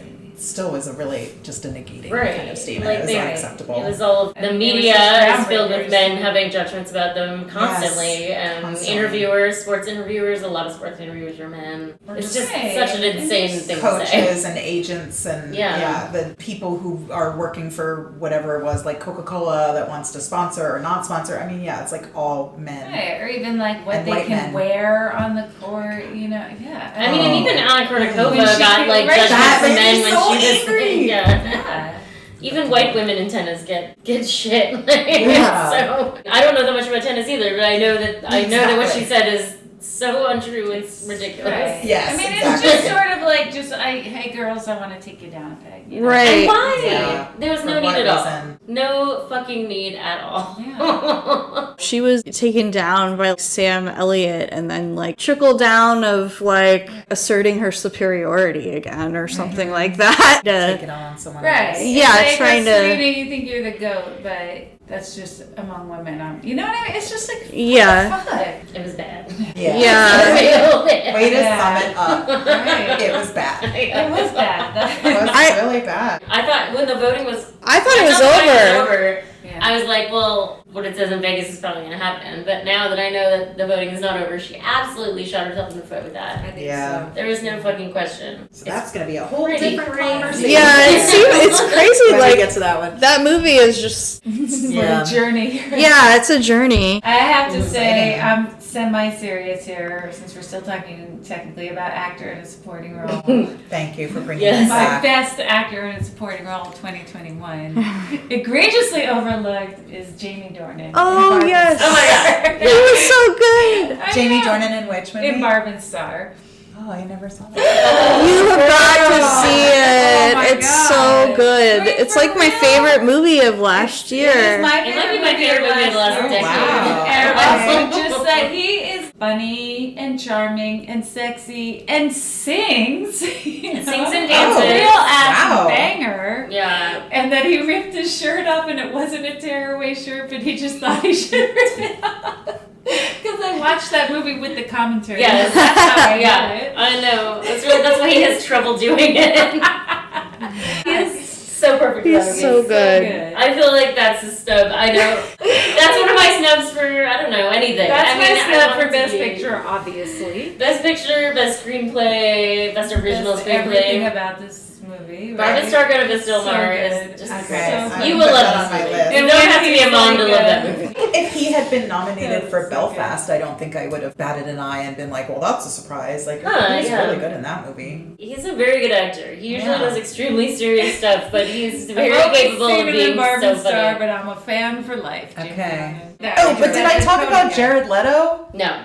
Oh, he was also he was like the best thing in House of Gucci. I know, that's what everyone says, and I feel like But it was an accident. Like, he was the best thing in House of Gucci, Because but the rest was so to bad. no credit of his own. Like, he was literally doing the Mario voice. He's doing a Mario. Stop, you're going to make me.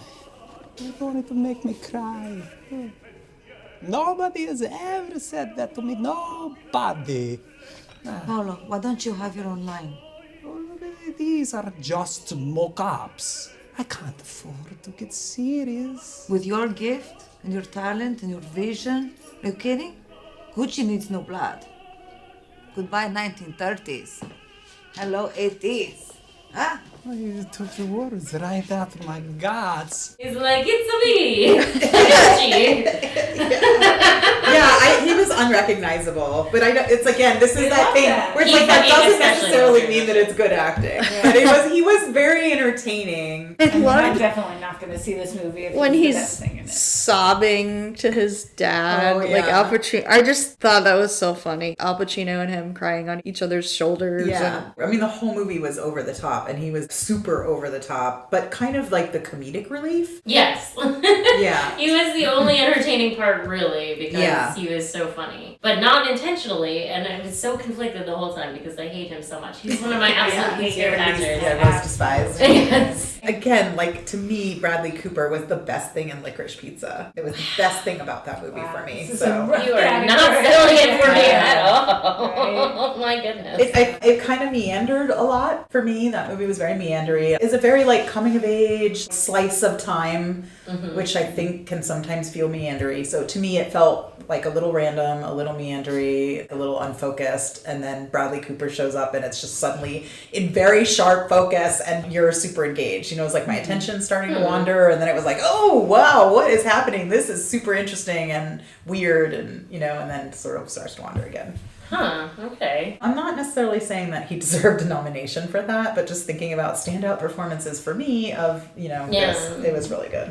There's certain ones where it's like, I couldn't tell you what I think is going to win or what I think should win. Certain categories. Usually you're like, oh yeah, it's definitely this one. And I mean, and I'm always at a loss for film editing because I have no idea like what's entailed in that. So I don't know how to tell whether it's good or bad. Oh, yeah. But, you know, like cinematography, it's like, well, I don't know. It's all really good. Yeah. But I do feel like Cruella should win for costume design. Absolutely. Oh, I really liked that. I was very surprised at how much I did not expect to like it at all. And I ended up loving it. And then I watched it once by myself, and then I was like, Lily, you have to see this. My daughter was like, you have to watch this movie.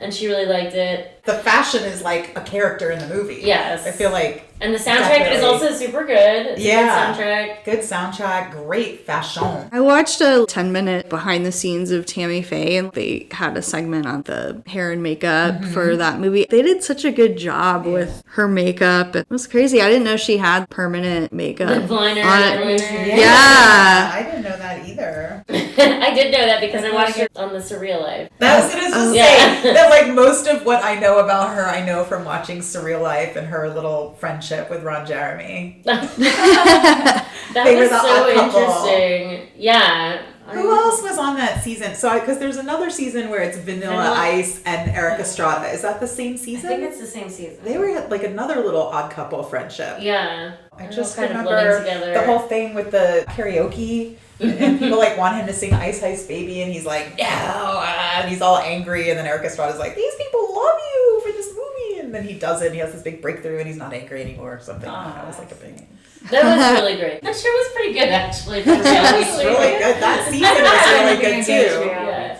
And also because everyone was like, Ron Jeremy and Tammy Faye, how are they friends? This is weird. But they were like friends, and then even after the show ended, they stayed friends. Nice. It makes perfect sense to me because Tammy Faye did not judge people. Like, she really didn't. I'd seen the documentary too, The Eyes of Tammy Faye. She really practiced what she preached more than any professional Christian that I've ever known. Right.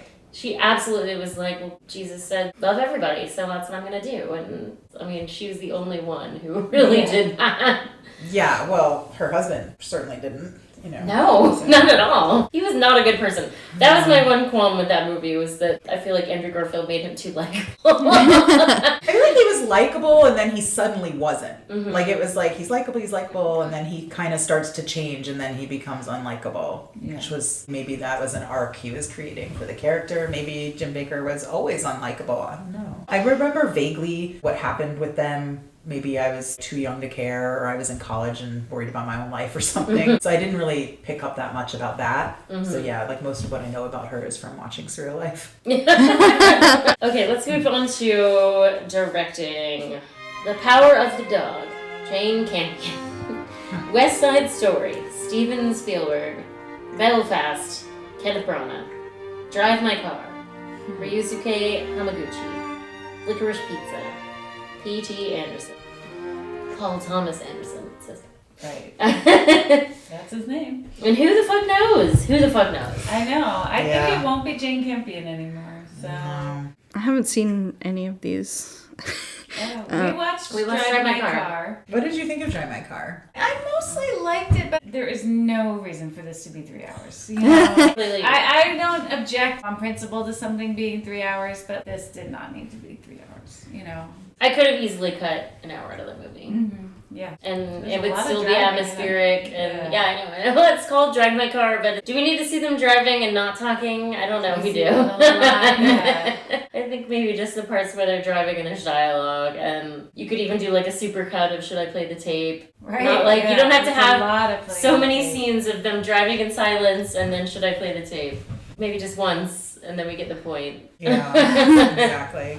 Well, I loved the end of it. And it really got me at the end. The woman driving the car has a very complicated relationship with her mom, and that really hit home for me. Yeah, I liked that. I liked like the parallels between their stories and all that. I mean, I really liked the stuff about his wife, the sort of unpacking of all of that. That his wife fucked around constantly, but also that he doesn't doubt her love for him. They lost a child together, and it's really kind of a funny thing when the young guy who doesn't like to get his picture taken, right? And it's And like Bruce and I were joking, like making about like I just killed a guy or something, and then that's really what happened. I was like, no, we just beat him up, and it's like, no, we definitely did die. Oh my I God. knew that right when he came back to the car. I was like, oh God, this went badly. That character And now was they're like, nuts. I was waiting for the police to like really- come yeah. after them and like pull them over. Like, right. you killed that guy. Like that was real quick, whatever he did. And I thought there was a lot of so much interesting stuff going on in that movie. Also so interesting doing this play where everyone's speaking a different language and one person's doing sign language. It's like,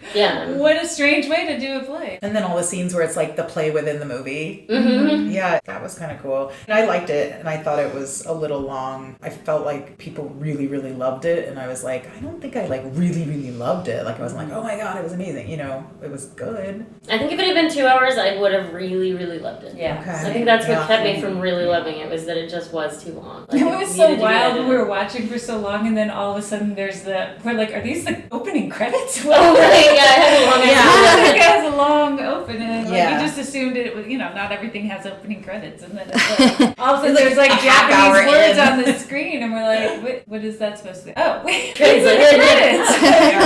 That's how you know the movie's going to be really long, when like the tidbit they give you before the opening credits is a half hour long.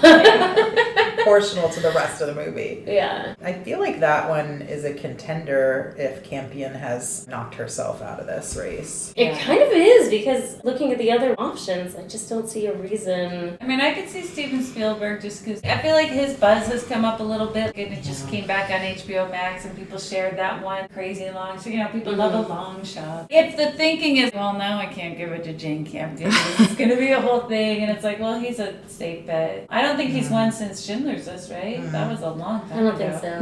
Yeah, I know that I'm in the minority on my opinion of West Side Story, so I didn't think it was that great. Also, again, it's just Spielberg being Spielberg. It wasn't great Spielberg. It was just Spielberg. I'm not a big Spielberg fan in general. I mean, I think he's fine, but I appreciate like a competent filmmaker. he's It's like, very technically accomplished. Right. Right. Whereas, how sometimes people is like the one we say the most is Tim Burton, how it seems like he literally just forgot how to make a movie. You see his early stuff and then his later stuff is like, what?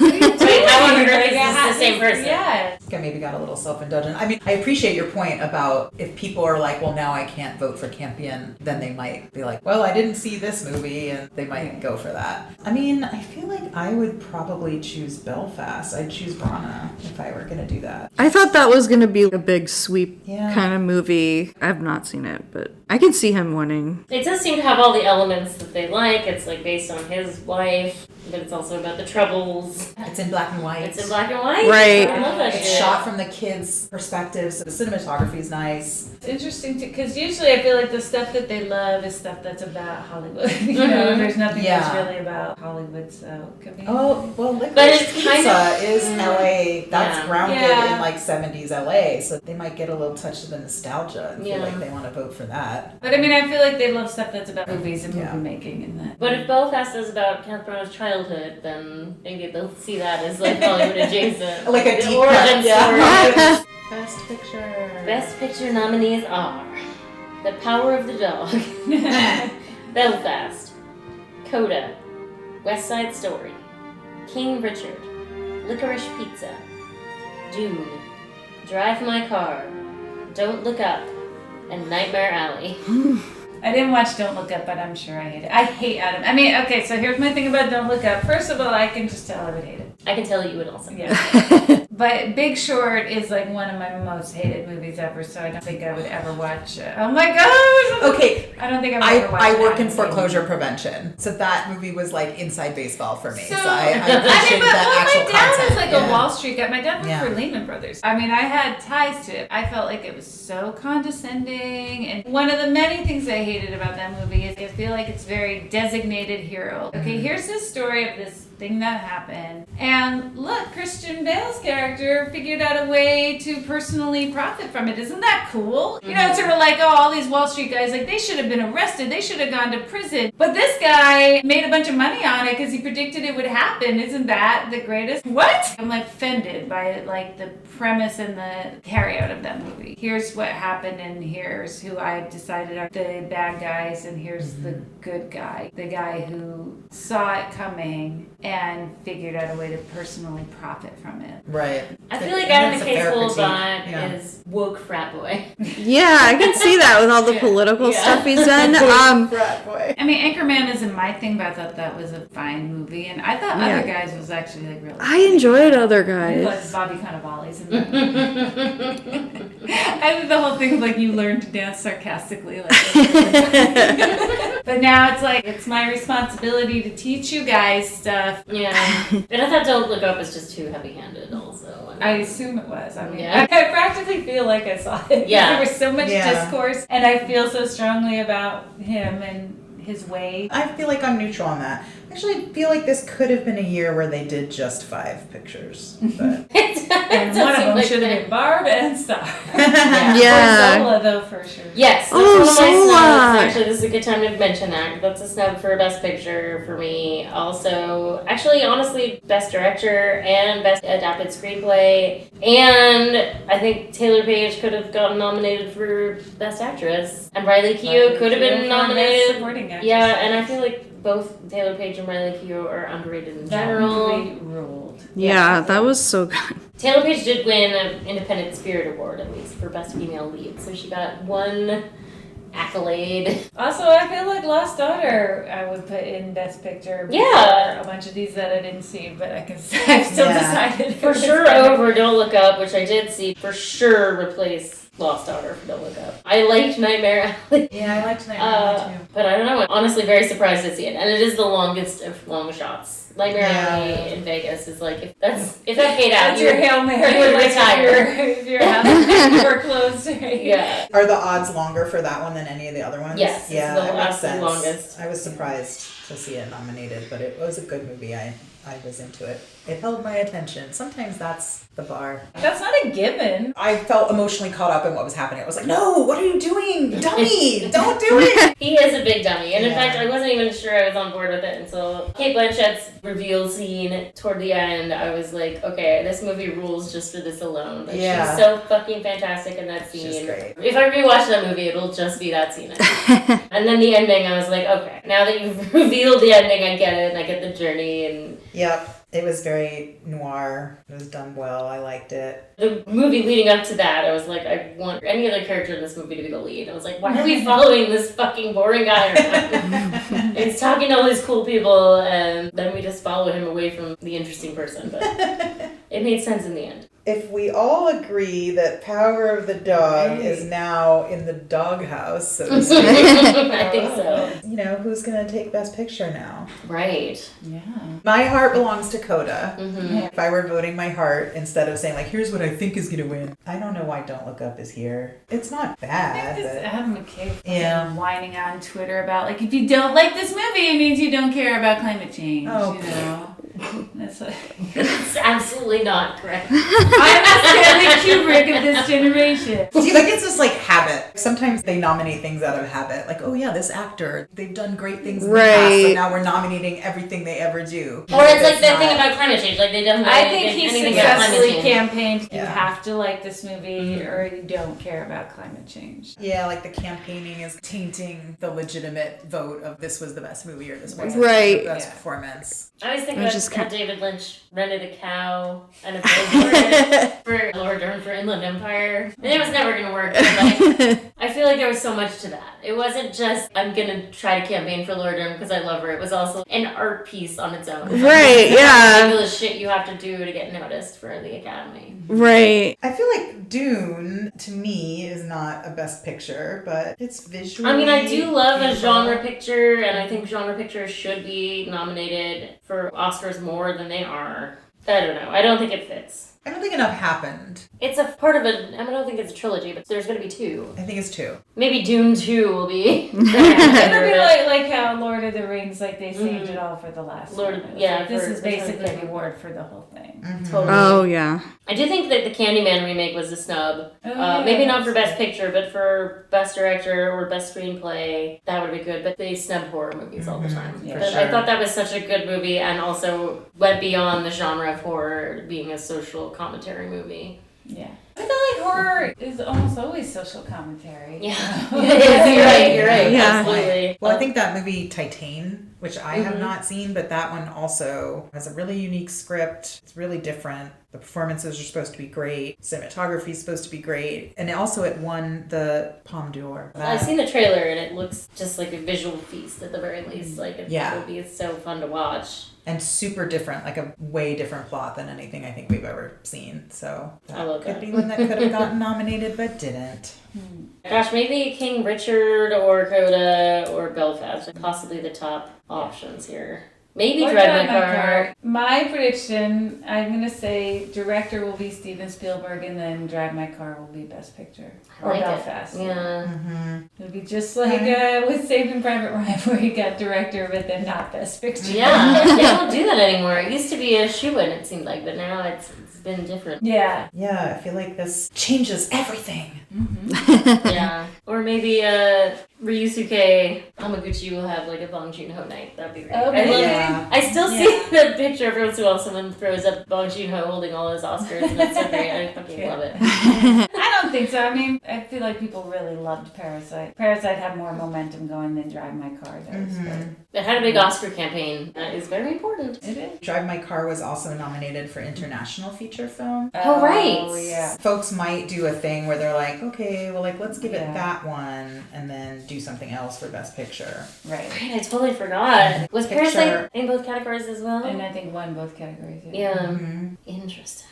There's this great movie from Bhutan called Lunana, A Yak in the Classroom. I just watched that the other day, and that was one of those ones that was a joy to watch. Didn't feel like homework. Flea was also really good. Flea is nominated as documentary feature, animated feature, and international feature because it's animated and a documentary. What's and also international. It is the story of a man who was a child refugee from Afghanistan and ends up in Moscow, and it's sort of the story of his family as refugees, and then he ends up in somewhere in Europe. He ends up in Europe. But it's him being interviewed by somebody as an adult telling the story, and in most of it he's saying like, I've never told anybody some of this. Like I buried a lot of this and repressed a lot of it. And it's a harrowing story. Everything that they had to go through. Be human trafficked from Moscow to Europe. I mean, just everything that they had to deal with was really gut-wrenching. I like the decision to animate too, because that kind of puts the pill a little bit. Yeah, and it's, you know, like some of the scenes that he's describing as his memories, it's like they sort of show them being narrated by him telling the story as they're showing the animated version of it. But it's really well done. It's an amazing story. His family is scattered around Europe now because they all sort of ended up in different places because they didn't have money to go all together, so they'd send like sort of one person at a time. And I feel like even if you are a person who's sympathetic to how traumatic the refugee experience could be, this to me was much more like details about what the trauma is than I had ever thought of before. It's quite powerful, and also you're like really rooting for this guy that's telling the story too.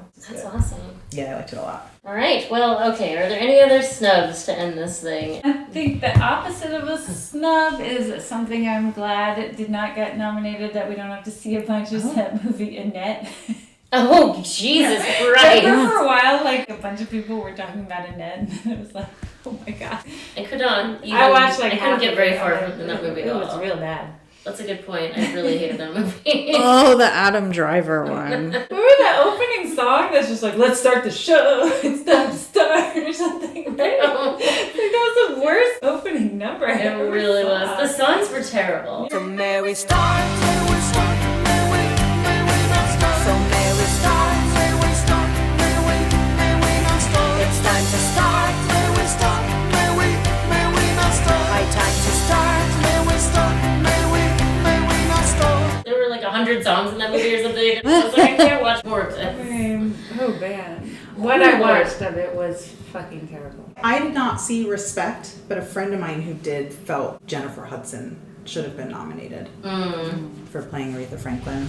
And also, Hollywood loves when you play a real person. They do. Right, yeah, that's surprising. Probably like we already gave Jennifer Hudson we already gave her Yeah. an Oscar for Dreamgirls. It's the same thing.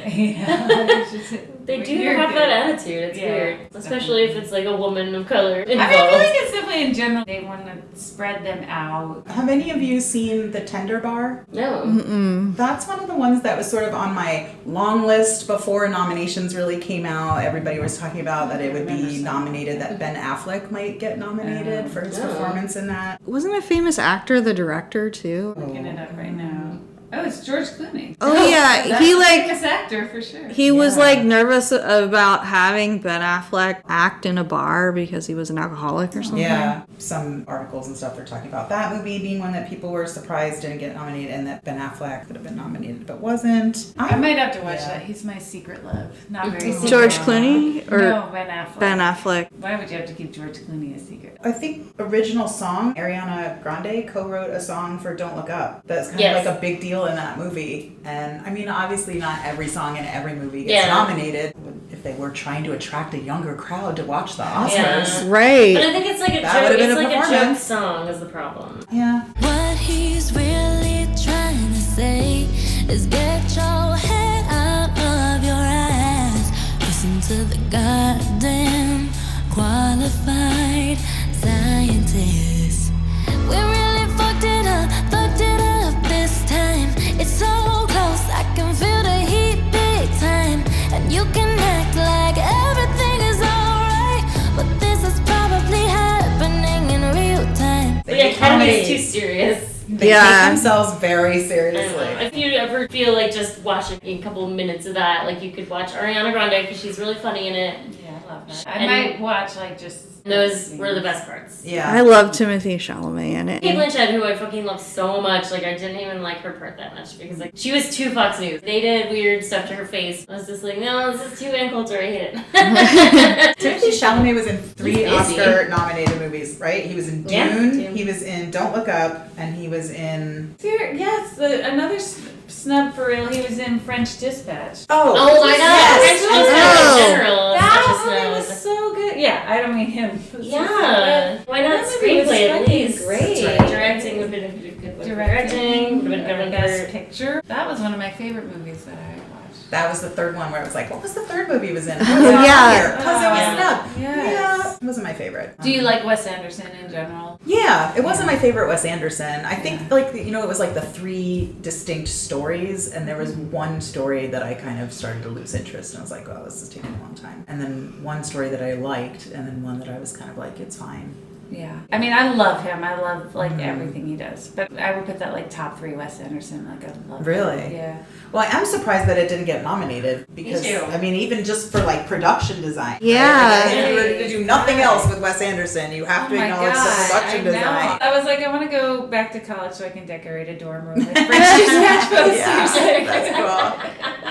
I had so much French Dispatch merch. I love it. It was one of the ones that I watched before the nominations came out, so it was on my long list, and I kind of started. So I watched Passing, I watched French Dispatch, and then was like, what? What do you mean they didn't get nominated? It's very surprising. They love to do that though. That's why we have the snubs. Yeah. To end this, let's go around and say what is the one person or movie that you're rooting for the most? Oh.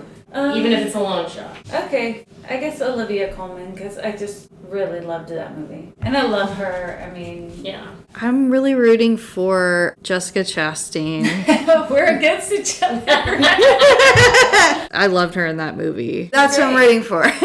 Coda, my heart belongs to Coda. On my little sheet where I keep track of everything, I have a little heart next to it. Aww. That movie was delightful. And so anyone that has anything to do with Coda, the screenplay, the acting, the whatever, I'm rooting for them. I also feel Olivia Colman in The Last Daughter. I just want any nod to that movie. Yes. I'd be very happy. That movie really hit me hard. I know. When I was like, how did you watch this movie? I mean, it was hard for me wet too, eyes. but I feel like, yeah. All right. Well, thank you so much, Denise. Yes, thank you, Denise. Thanks for having me. Thank This you. was so Okay. fun. And I'd love to have you back for our next season. Yeah. We'll talk about it off the pod, but thank you so much for Count me in. If you enjoyed this episode of Paid in Puke, please take a minute to rate us highly on your preferred podcast listening apparatus. If you did not enjoy this episode, no further action is necessary. Paid and Puke is hosted by Annie Malone, Christina Barr, and Jessica Baxter. Music by Silent Partner. Follow us on Twitter @PaidandPukePod, on Instagram @PaidandPukeSeattle, and on Facebook @PaidandPukePodcast. Thanks for listening. Lick it up, baby. Lick it